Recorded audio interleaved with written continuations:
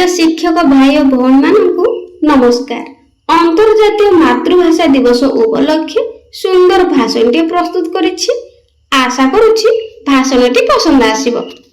सम्माननीय सभापति महोदय, मंचासीन अतिथि वृंद, उपस्थित सहकर्मी वृंद और मोर स्नेहर छात्र छात्री माने, आज पवित्र मातृभाषा दिवस अवसर रे आपण मानकु अनेक अनेक शुभेच्छा और अभिनंदन।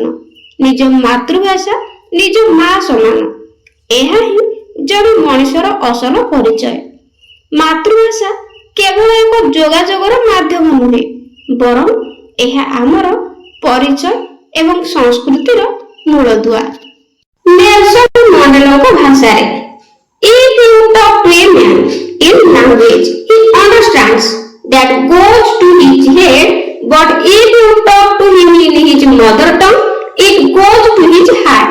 एही उक्तिटी जणा जाए जे मातृभाषार गुरुत्व केते, सेही परि स्वभाव कवि गंगाधर मेहर मध्ये लिखिचंती, मातृभूमि मातृभाषा रे ममता जाहु दे जनमी नहीं, ताकू जदि ज्ञानी गणरे गणिबा अज्ञान रहिबे काहे। शिशुटी निजर पिता माता परिवार एवं परिवेशरु शिखिथिबा भाषा हेउछि तार मातृभाषा।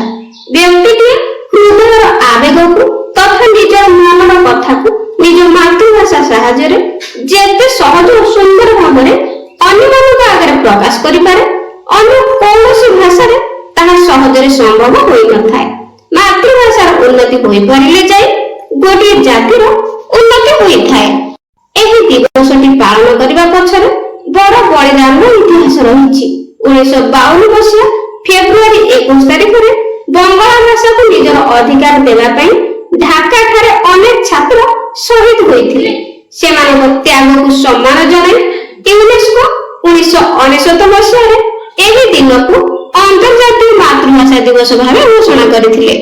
तेणु 2000 मसिया परठारु प्रति वर्ष फेब्रुआरी 21 तारिख को अंतर्जातीय मातृभाषा दिवस भावे पालन करा जाउछि। मातृभाषा दिवस पालन करिवार मुख्य उद्देश्य हेउछि निज मातृभाषा को सम्मान देबा एवं अधिक शक्तिशाली करिबा। जेउ देश बा राज्य मातृभाषा जेते अधिक शक्तिशाली, से राज्य बा देश सेते अधिक उन्नत, समृद्ध और शक्तिशाली।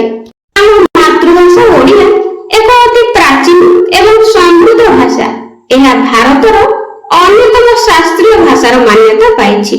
शारदा दास, जगन्नाथ दास को ठारू आरंभ करी आधुनिक जुगर राधानाथ राय, फकीरमोहन सेनापति एवं गोपबंधु दास का पर्यंत अनेक महापुरुष एही भाषा को समृद्ध करिसेंती।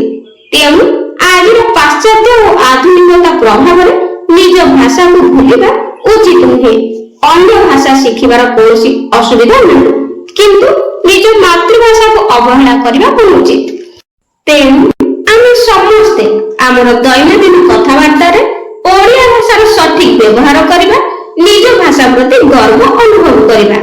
आसंतु आमे समस्ते शपथ नेबा जे आमे आम मातृभाषार सुरक्षा और प्रचार पई सदा सर्वदा चेष्टा करिबा। मु गर्वर सहित कहिबाकु चाहिबि जे मु ओडिया, मो मातृभाषा भारी बढ़िया। जय मातृभाषा, जय जगन्नाथ। पिला माने भाषाटी पसंद आथिले लाइक करिवे और कमेंट रे निश्चित जणाइबे। Thank you.